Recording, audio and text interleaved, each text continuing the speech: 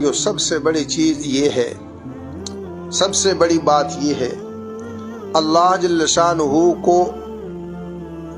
اپنانے کے لیے اللہ کا بننا اور اللہ کو اپنا بنانا، پھر اللہ سے جو کہو گے اللہ وہ کریں گے۔ اس راستے میں رکاوٹیں آئیں گی، ان رکاوٹوں کو پھلانگنا ہے، اس میں اللہ سے مدد لینی ہے، اللہ کی طرف متوجہ ہونا۔ جہاں پھنسیں اس پھنسنے کی صورت میں اللہ سے کہو یا اللہ میں کمزور ہوں، میری مدد فرما۔ جن کا سبق میں دل نہیں لگتا وہ 2 رکعت نفل پڑھیں، کہیں کہ اے اللہ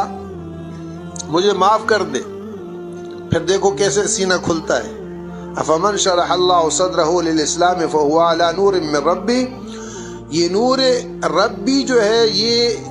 گناہ کے ساتھ نہیں ملتا، جہاں گناہ سرزد ہوتا ہے وہ نور سلب ہو جاتا ہے، پھر انسان کے اوپر دقت آتی ہے، پھر نماز میں دل نہیں لگتا، پھر سبق میں دل نہیں لگتا، پھر ذکر میں دل نہیں لگتا، پھر اذان بری لگتی ہے، پھر ہر چیز۔ اس کا حل یہ ہے کہ 2 رکعت توبہ پڑھی جائے اور اللہ سے کہا جائے، اللہ سے درخواست کی جائے کہ اللہ مجھے معاف کر دے۔ اللہ کا بننا آسان ہے اور اللہ کو اپنا بنانا بھی آسان ہے، یہ مشکل نہیں ہے، صرف یہ ہے کہ انسان نیت کرے اور جتنا اس کے بس میں ہے اس کے بقدر یہ کوشش شروع کر دے۔